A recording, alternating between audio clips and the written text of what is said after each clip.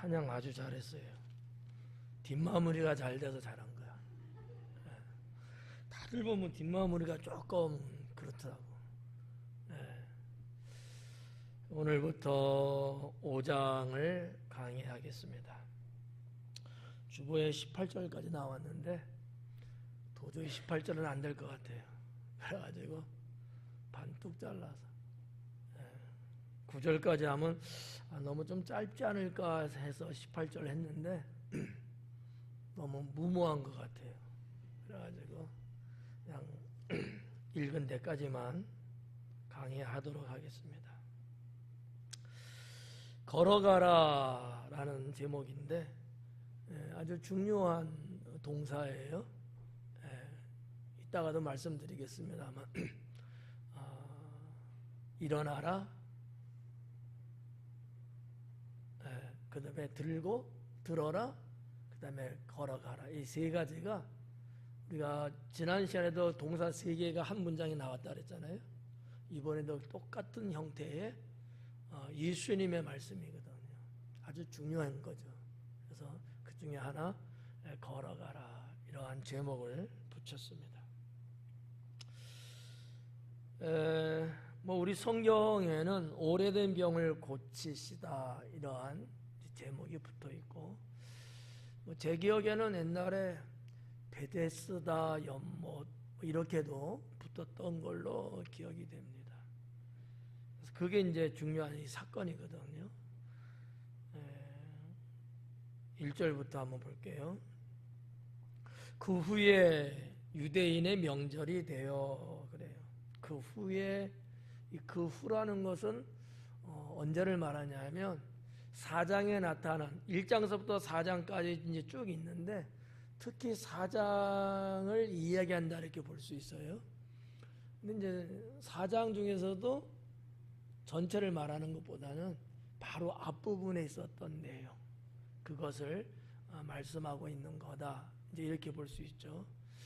왕의 신하의 아들이 병들어 죽게 되었는데 예수님이 고쳐주잖아요. 그거를 말하는 거예요. 그때를 말하는 거기 때문에 그 후에 유대인의 명절이 되어 예수님께서 예루살렘에 올라가시니라 그래요. 유대인의 명절, 이게 뭐다 이렇게 쓰진 않았고 그냥 명절이라고 원어에도 나왔어요. 이 명절이라는 단어가 헤오르테라고 하는 단어거든요. 헤오르테라는 단어인데 이것도 이제 사전적 의미라고 할까? 사전적 의미. 단어적 의미죠. 사전적 의미로 볼 때는 정기적으로 행해지는 종교적 행사를 말하는 거예요. 정기적으로. 이렇게 어쩌다 한번 하는 그런 행사가 아니고 계속해서 정기적으로 하는 건데 종교적인 행사. 헤오르테라는 단어는 이제 그렇게 말하고 있는 건데, 이거를 이제 의미로 말하면 어떤 특별한 행사를 말하는 거다 이렇게 이제 보는 거거든요. 그러면 이제 유대인에게 있어서 아주 중요한 행사, 감사절도 있고 다 있지만 그런 것보다도 정말 중요한 절기가 뭐가 있을까요? 유월절, 너무나 이제 잘 알고 있는 절기죠. 그거 단가요? 아니면 또 있나요? 아마 여러분 생각에 77절이네 이런 생각 하실 거예요. 그건 아니고 불임절이라는 게 있어요. 불임절 좀 생소하신가요? 불임절은 이제 쉽게 말하면 에스더 왕후 그 시대 때 그 하만이 유대 백성을 다 죽이려고 하잖아요. 이때 이제 모르드게하고 그 에스더하고 그 휘하에 이제 따르는 백성들하고 다 유대 백성이 다 3일 금식을 하지 않습니까? 그래가지고 유대 백성을 말살시키려고 했던 하만의 계책이 무너지고 오히려 하나님이 유대 백성을 이제 구원하는 사건인데 그게 유월절이에요. 그러니까 이거는 유대인에게서는 상당히 중요해요. 이 성격하고 좀 비슷한 성격이 뭐예요? 유월절인 거예요. 애굽 종살이에서 장자의 죽음, 초태생의 죽음에서 구원하신, 하만의 계략에서 구원하신. 그러니까 유월절과 부림절은 둘 다 공통적인 게 죽음에서 구원하신 거예요. 그러니까 둘 중에 하나를 말하는 것 같아. 그런데 좀 더 분명한 것은 유월절일 거다, 이렇게 보는 거죠. 왜냐하면 부림절에는 모든 유대인들이 다 예루살렘 가지는 않아요. 유월절은 다 가거든. 자, 우리가 4장에서 예수님 어디 계셨어요? 예루살렘에 계셨다가 그래서 쭉 올라오는 게 4장 전체에 나오는 내용이잖아요. 가버나움에 가셨죠? 그 다음에 다시 또 시간이 지난 거예요. 4장과 5장, 요 한 장이 차이지만은 시간상에는 그만큼 시간이 또 간 거예요. 그 사이의 기록은 요한복음에 넣고 다른 마태, 마가, 누가 여기는 또 이제 있어요. 그래서 어떻게 보면 이제 1년의 해가 이제 바뀐 거지. 6월절은 1년에 한 번이니까 이제 내려오신 것을 이제 말씀하고 있는 거죠. 요한복음 처음 강의 시작하면서 제가 그런 말씀 드렸어요. 요한복음은 마태복음, 마가복음, 누가복음, 공강복음하고는 성격이 다르다. 대부분 요한복음 속에는 이 공강복음에 나타나는 모든 것들을 공통적으로 기록했다기보다는 좀 더 영적인 부분, 예수님의 구원과 말씀에 대한 부분들이 주된 주제로 많이 기록이 되어 있다, 이런 말씀을 좀 드렸었는데, 그래서 아마 그 거의 1년에 해당되는 그 시간대가 이 요한복음에는 없고요. 다른 곳에서 없는 내용을 사도 요한은 기록하고 이제 있는 겁니다. 그래서 이제 이 명절은 뭐 제가 볼 때 또 뭐 여러 학자들도 그렇고 또 성경의 유대 백성들의 그 어떤 신앙적 움직임, 뭐 생활, 사회 이런 전체적인 걸 좀 이렇게 봤을 때 유월절 아니겠는가, 이렇게 좀 봅니다.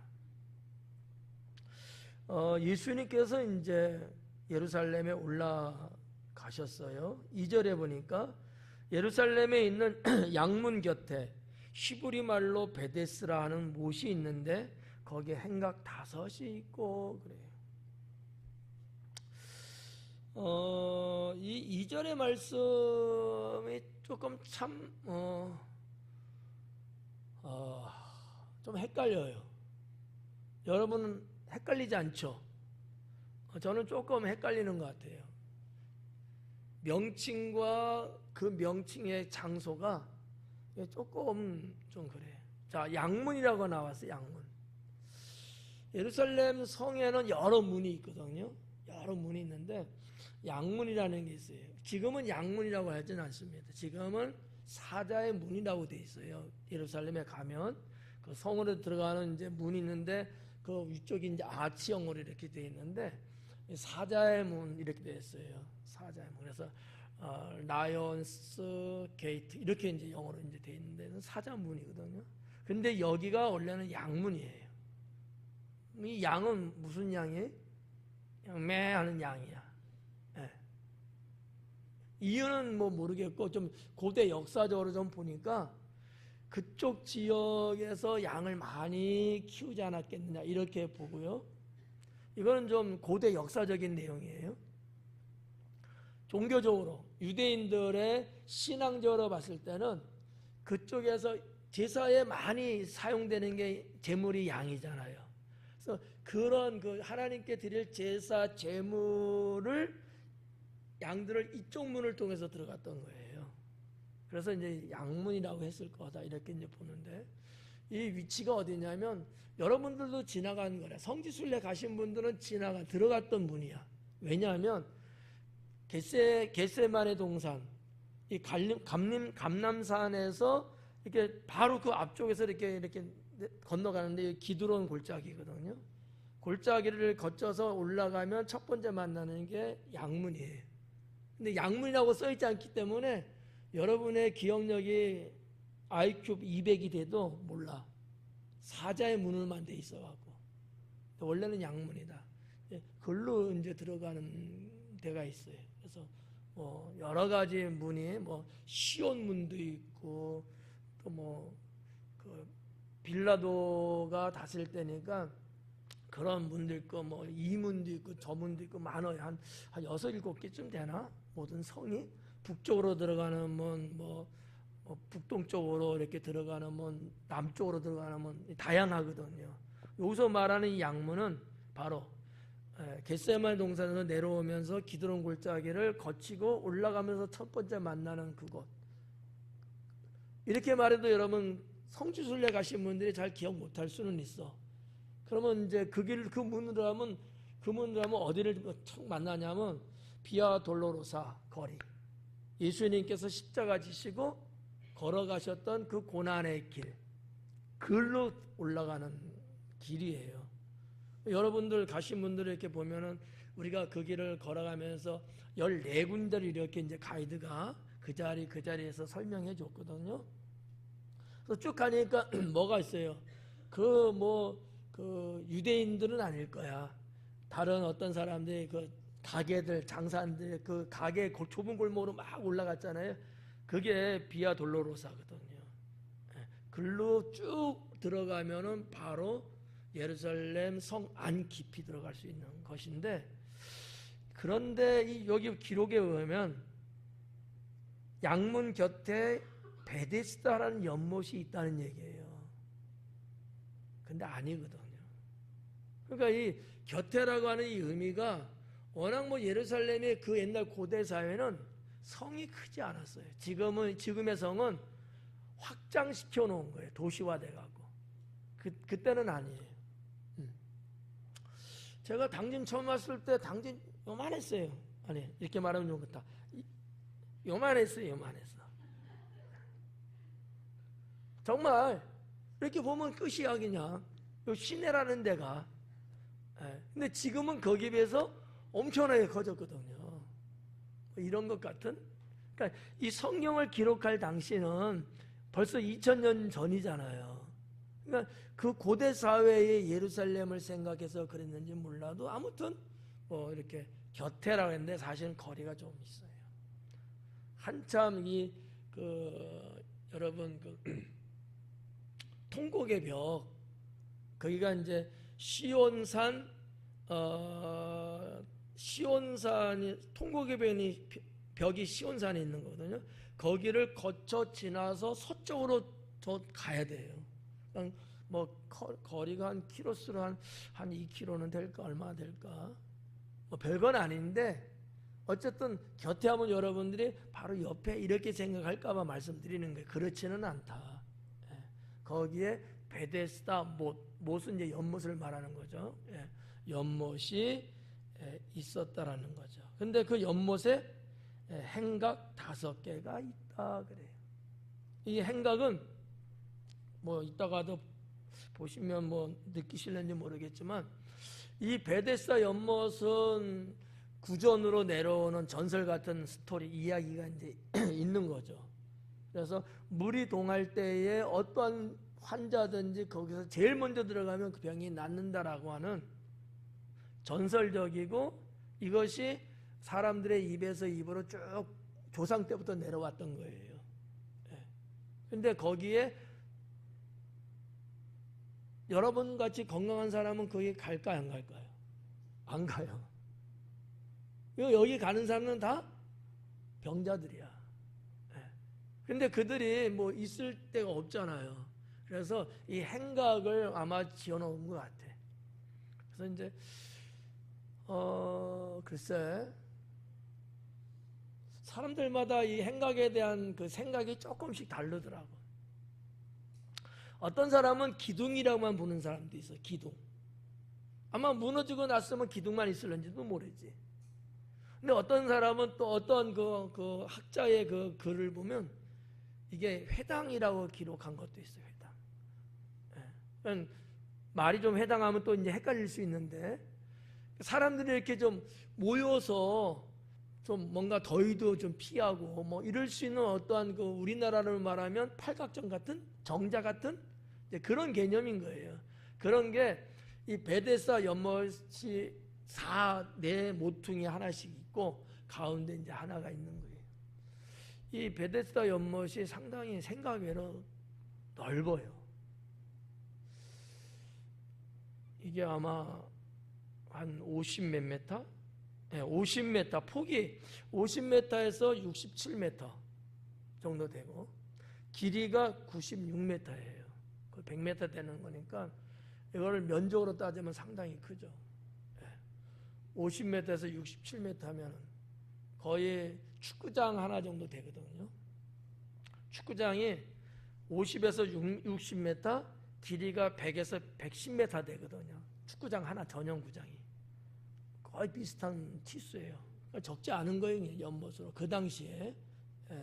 우리 당시에는 호수공원 연못을 얼만큼 크게 하려는지 모르겠지만, 처음엔 무슨 뭐 20만 평 어쩌고저쩌고 했다가 지금 5만 평인가 줄고, 자, 아무튼 이게 이제 이 베데스다 연못이다라고 하는 것이죠. 이 정도 그냥 말씀드리면 그냥 1절, 2절은 그냥 되겠죠. 그래서 이제 그 문헌을 보니까 이 베데스다 연못에서 사람들이 목욕도 하고 수영도 했다 그렇게 돼 있어요. 여러분은 가지 마요. 빠져 죽을 수 있어. 그러니까 3절에 보니까 그 안에 많은 병자, 맹인, 다리 저는 사람, 혈기가 마른 사람들이 누워 물의 움직임을 기다리니 이는 천사가 가끔 못에 내려와 물을 움직이게 하는데 움직인 후에 먼저 들어가는 자는 어떤 병에 걸렸든지 낫게 되밀어라 그래요. 이게 이제 뭐 정설은 아닐 거예요. 우리가 한국적으로 말하면 그냥 전설이야.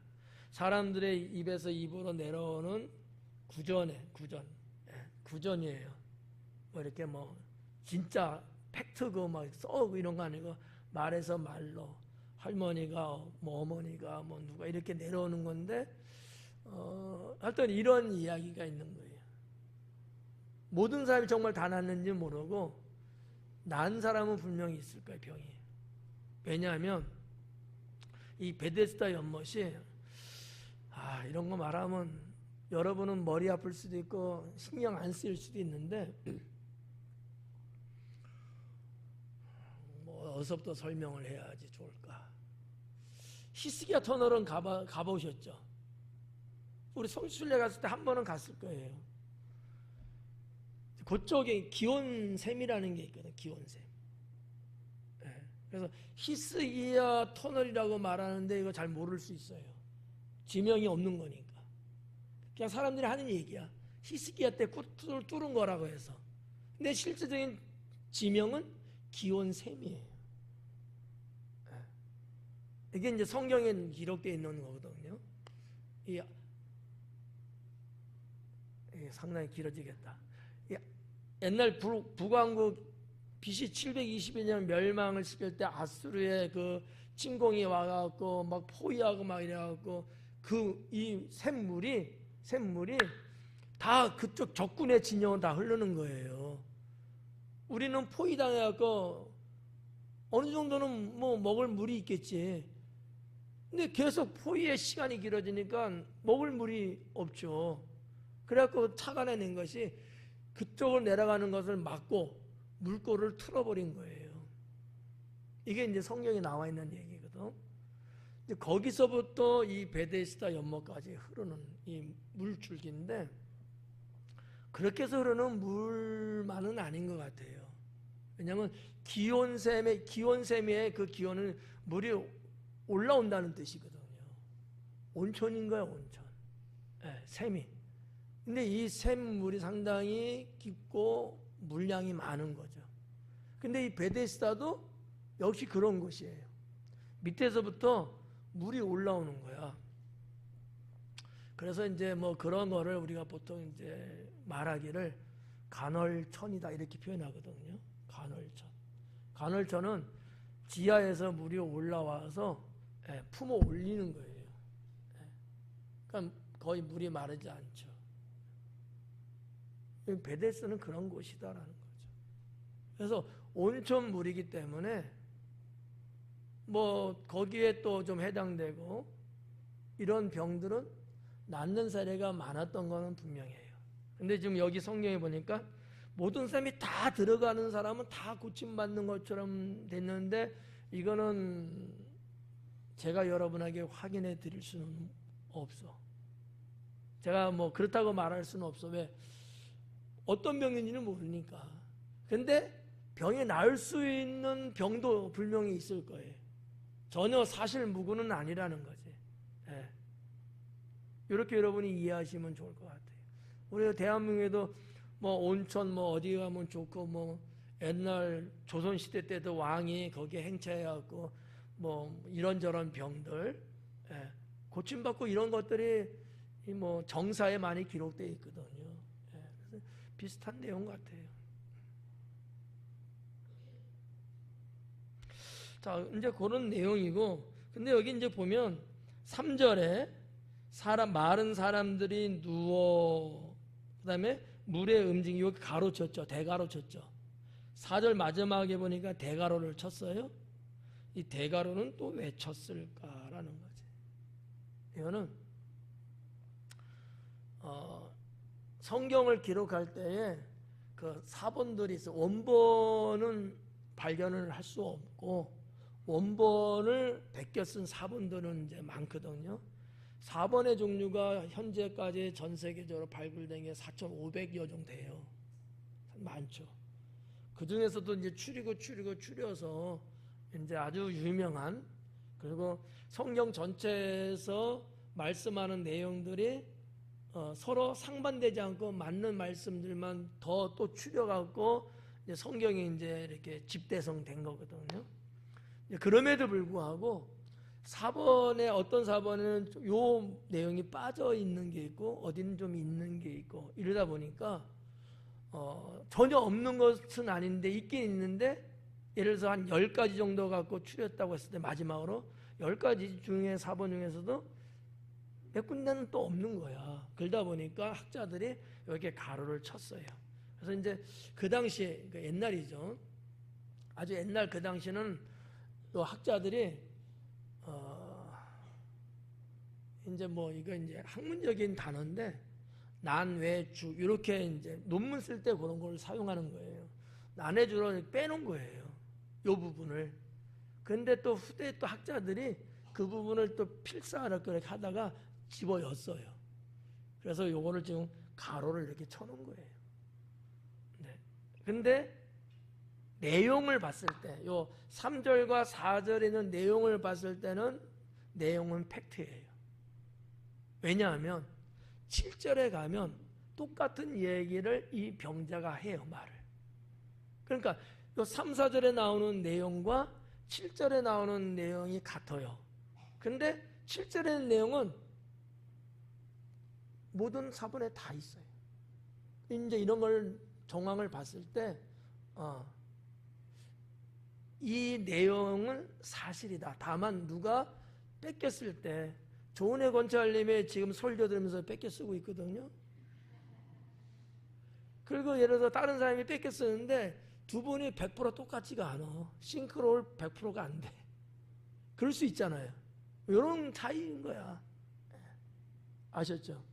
뭐 여러분이 성경을 읽으면서 여기는 왜 가로를 쳤대? 이런 생각은 안 하시지만 그냥 공부하는 차원에서 말씀을 이제 드리는 겁니다. 자, 그렇게 보고 4절에 뭐 특별히 뭐 그거는 없어요. 3절에 요 말씀 드릴게요. 자, 혈기 마른 사람들이 누웠다 그래요. 병자, 맹인, 다리 저는 사람, 혈기 마른 사람이 누워 있다라는 거잖아요. 그래서 아까 뭐가 필요하다고요? 행각이 필요하다는 거예요. 그냥 연못 들판에 그냥 나부러져 있고 뭐 이게 아니고 그래서 이 행각이 필요했던 거예요. 뭐 어느 정부에서 어느 때 뭐 만들었는지 모르지만 이 연못이라고 하는 것은 훨씬 더 예수님보다도 훨씬 더 이전부터 있었을 거예요. 그러다 보니까 로마가 뭐 다스렸던 시대니까 로마 정부에서도 아마 여기에 대해서 모를 일 없고 뭐 여러 가지 그랬을 것 같아요. 그래서 이제 여기 누워라는 단어가 있는데 이 누워라는 단어는 깊은 병으로 인해서 앉아 있는 것조차가 불가능한 상태를 말할 때 쓰는 단어를 썼어요. 조금이라도 이렇게 앉아서 뭐 어제도 이병철 장로님 소파에 안 앉고 그 바닥에 앉아갖고 이렇게 기댄다고 그러더라고. 자기는 그런데 그렇게라도 앉아 있으면 괜찮은 거야. 그게 안 돼. 둘은 누워야 돼요. 그러니까 병세가 아주 위독할 정도로, 아주 위독할 정도로 스스로 앉아 있는 힘조차도 없는 상태, 그 상태를 표현하는 단어인데 그렇게 여기는 해석을 그냥 누워 이렇게 했다는 거죠. 그러니까 여러분들이 이 베데스다 연못가에 와 있는 사람들의 상태가 어느 정도라는 것을 그렇게 기억하시면 돼요. 여러분들은 엄청나게 건강한 거지. 의자에도 앉아 있어 이렇게. 그거 자체가 안 되는 거죠. 자, 넘어가서 이제 5절에 거기에 38에 38년 된 병자가 있더라. 최고참일 거야 아마. 왜냐하면 어지간한 사람들은 남도 들어가서 병 고쳤을 거야. 이 병자가 하는 얘기가 그거거든요. 나도 고침받고 싶어서 하는데 내가 가려고 하면 나보다 먼저 간 사람이 항상 있었다. 그래서 이 긴 세월을 이분은 여기 계속 있는 거야. 한 가지 희망을 걸고. 근데 그때마다 희망이 좌절되는 거죠. 이 베데스다 연못에 물이 움직이는 이 현상, 움직이는 현상이에요. 밑에서 지하에서 물이 끌어오르는 힘이 있으면은 물이 움직이거든요. 이 현상이 계속해서 그러진 않아. 그래서 간헐천이라고 하는 거예요. 어떨 때만 움직이는 거거든. 그럴 때마다 가는데도 불구하고 1년에 몇 번 되는지는 모르지. 그런데도 불구하고 이렇게 긴 세월을 고침받지 못하고 병자로 산 이 사람이 소개되고 있는 거죠. 38년 된 병자가 있더라. 자, 여기 5절에서 말한 이 병자, 앞부분에도 나왔습니다만 이 병자라는 이 단어, 병이라는 단어가 좀 우리가 한번 좀 생각해 봐야 될 필요가 있다.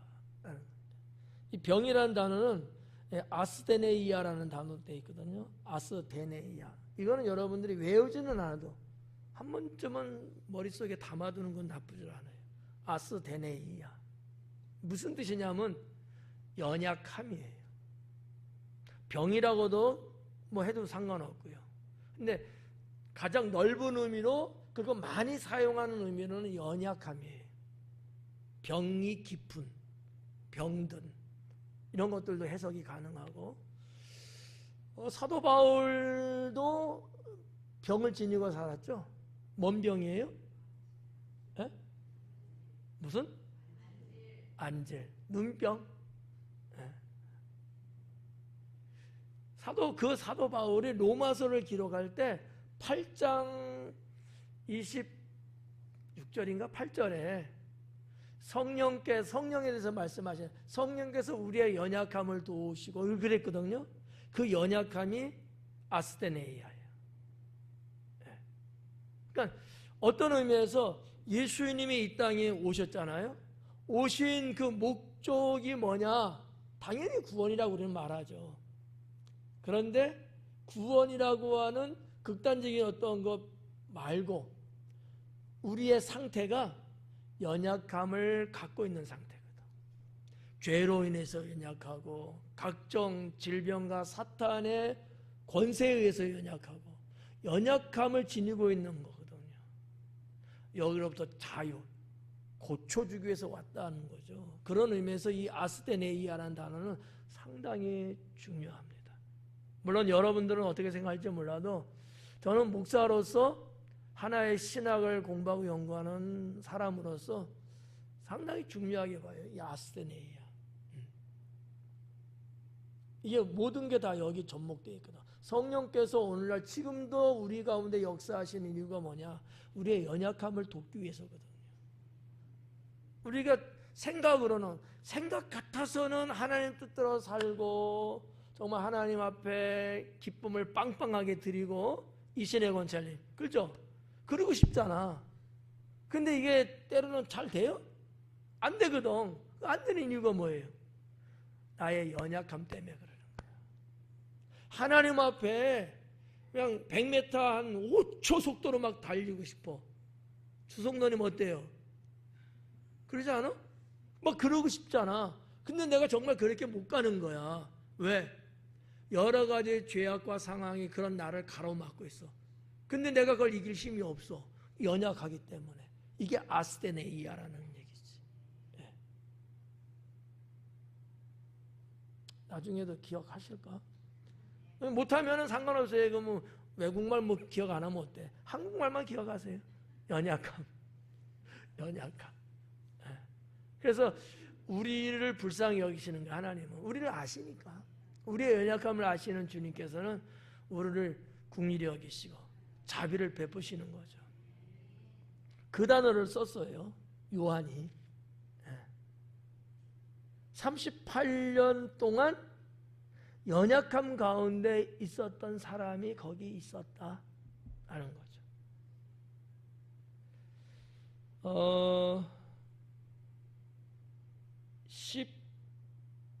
여기 5절에 38년 그냥 한번 자 저를 봐봐요. 소설은 아니고 한번 엮어볼까요? 그냥 좀 엮이기 싫으신 사람은 귀 막으시고 성경에서 말하는 38년 이 38년 된 병자 이 사건의 38년 무슨 의미가 있을까? 정말 이 병자가 실존 인물인데 요한이 쓰면서 38년을 언급한 이유는 또 뭘까? 궁금해요? 궁금하지 않으세요? 네.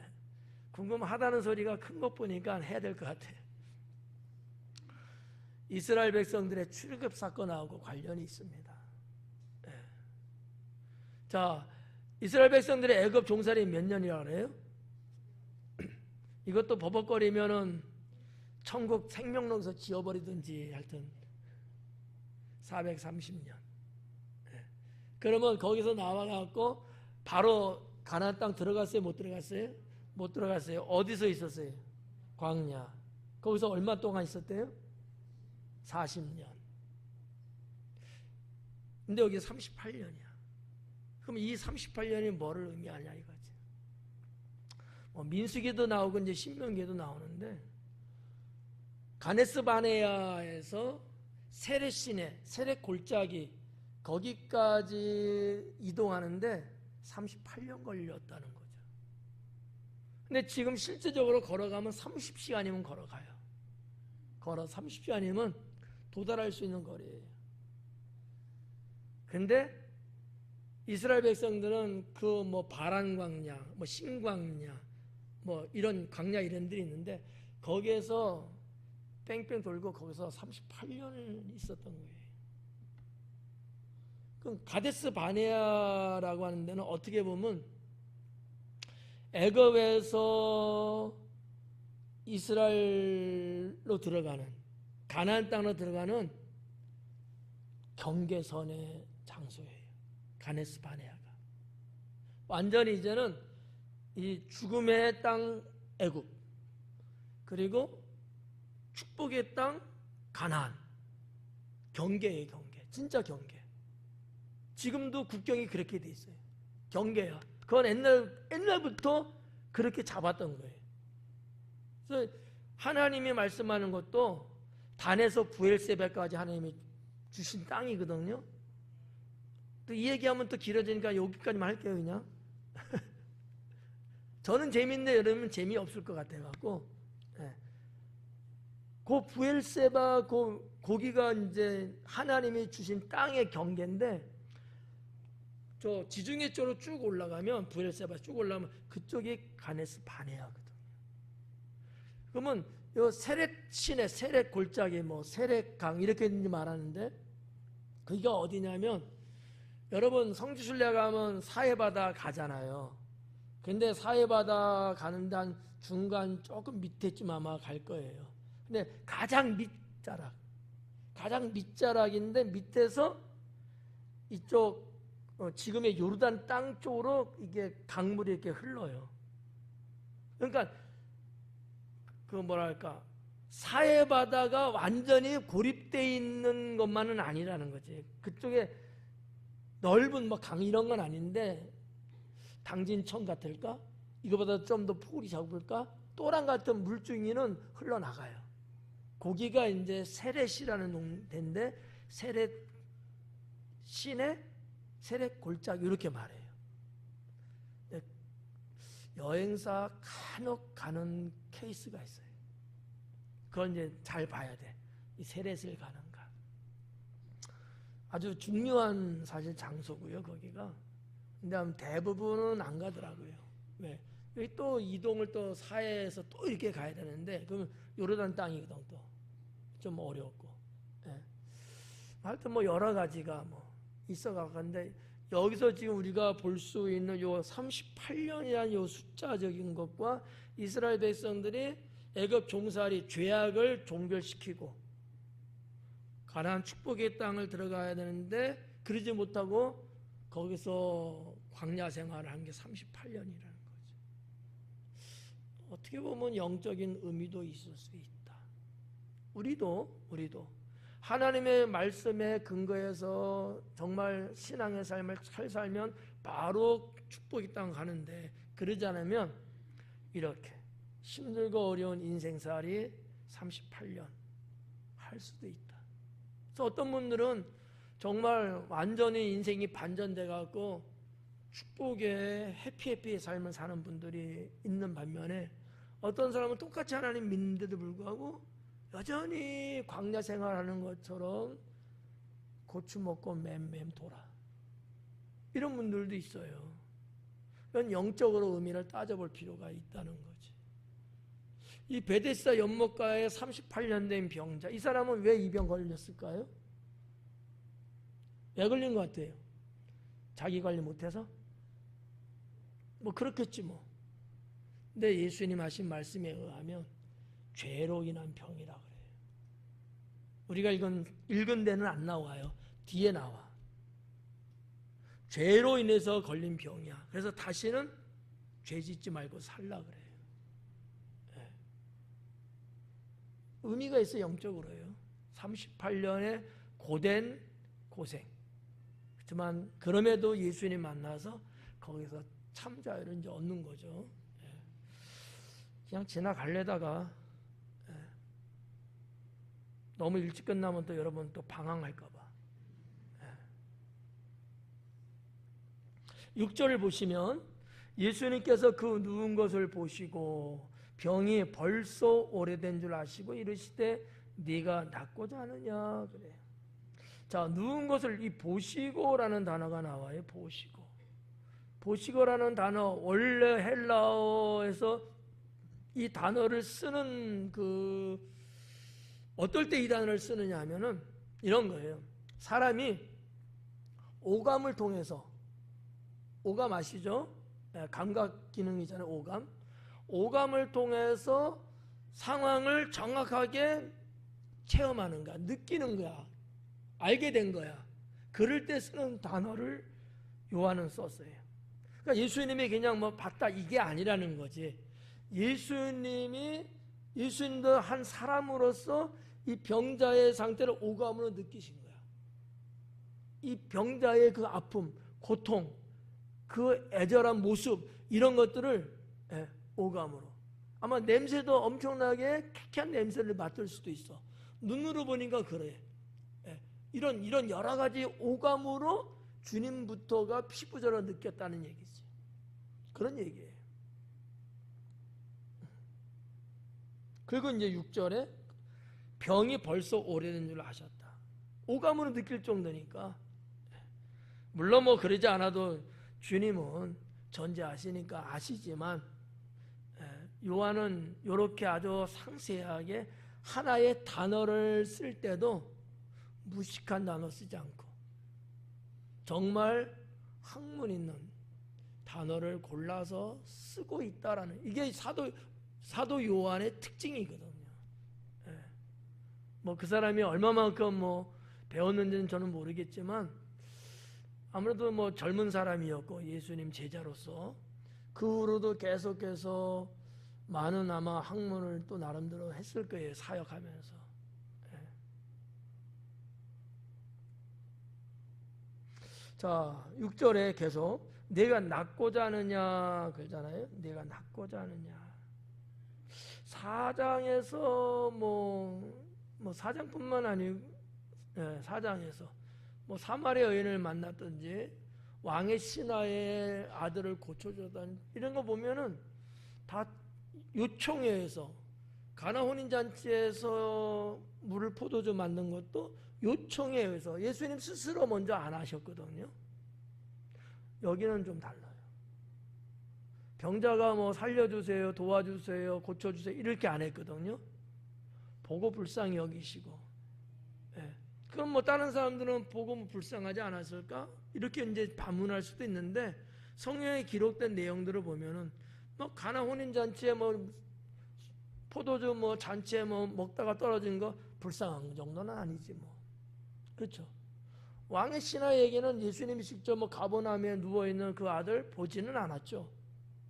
그러니까 다 요청에 의한 거예요. 요청. 여기는 지금 직접 주님이 지금 보신 거거든요. 이런 게 좀 차이가 있고요. 그래서 이제 뭐 그 가나 혼인 잔치가 요한복음서에 기록된 첫 번째 표적이라고 말씀드렸고 두 번째 표적은 뭐라고 그랬어요? 어디라고 그랬어요? 죄송합니다. 왕의 신하 아들을 고쳐준 게 두 번째 표적. 오늘 이 본문이 세 번째 표적이에요. 표적은 더 이상 설명 안 해도 되죠. 자, 그래서 이제 낫고자 하냐 이렇게 물으니까 병자가 7절에 대답하되 주여 물이 움직일 때 나를 못에 넣어주는 사람이 없습니다.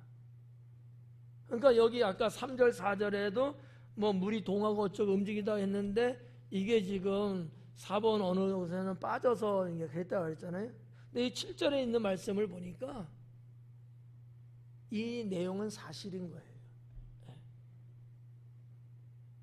내가 가는 동안에 다른 사람이 먼저 내려가나이다. 그러니까 이 사람은 다른 병자들에 비해서 더 중한 병에 있었다. 이렇게 이제 볼 수 있겠죠. 나를 못에 넣어주는 사람이 없습니다. 나를 못에, 연못에 넣어주는 사람이 없어요. 이러는 거야. 왜 넣어주는 사람이 없어요? 거기는 병자들만 와. 내가 들어가야지 누굴 넣어줘? 경쟁자가 너무 많아요. 그죠? 당연히 그러니까 넣어주는 사람이 없는 거야. 뭐 부모가 여기 와갖고 뭐 물이 동할 때까지 같이 기다려주고 여러분 같으면 그러겠지만 사실 어떻게 보면요, 이 정도 여기 올 정도 사람은요 집에서도 버린 상태라는 거예요. 가족도 나를 버린 거예요. 고대 사회는요 이런 경우가 많아요. 뭐 중병 걸리면요, 네, 우리나라도 마찬가지예요. 문둥병 옛날에 한센병이죠. 같이 못 살았잖아요. 그럼 뭐 죽었다 생각하고 그런 사람들은 모여 사는 그런데 그게 뭐 우리나라 유명한 데가 소록도 아니었어요.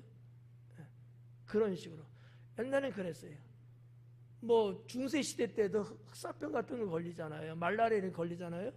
죽었다 생각하고요 가족이 버려서 같이 살 수 없어요. 있으면 같이 병들어 죽어야 되니까. 지금은 죽고 싶은데 못 죽게 다 살려내 막. 입양자는 그렇죠. 보험금도 나오고 막.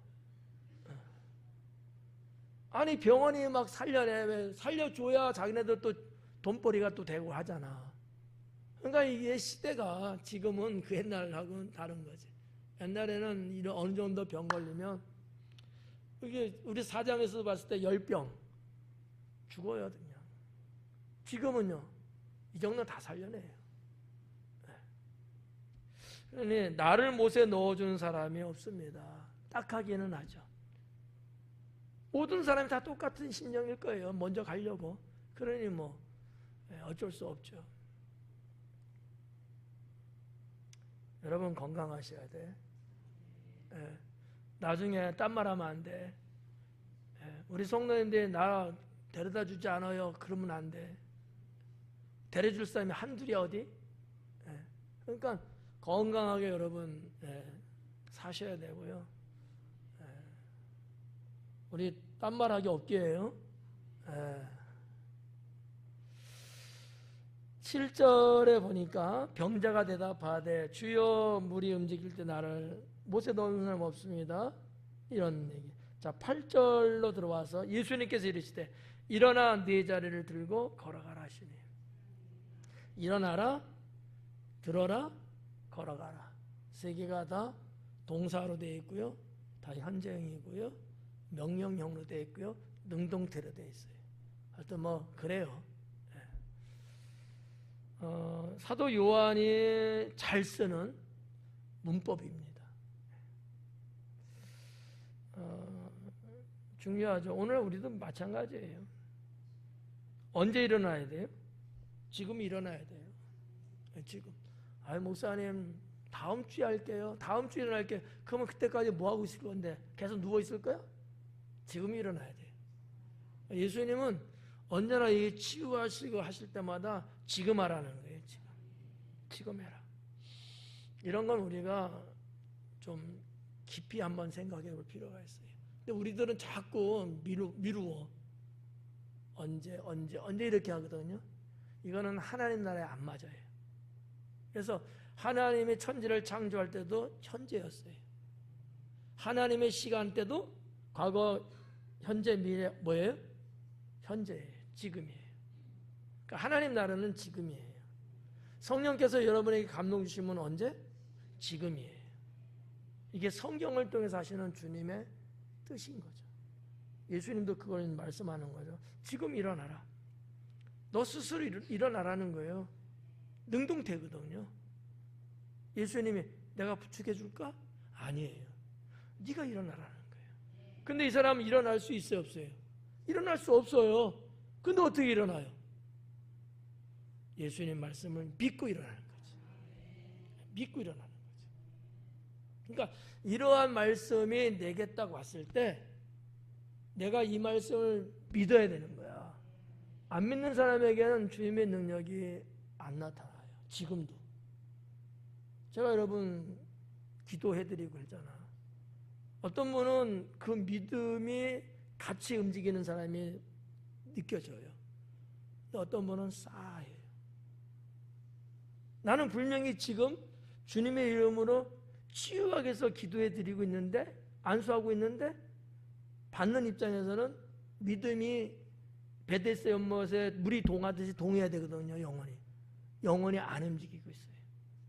그러면 주님의 어루만짐 치료는 없죠. 근데 어떨 때는 성령께서 능력을 쫙 주셔요. 저는 알죠, 그거를.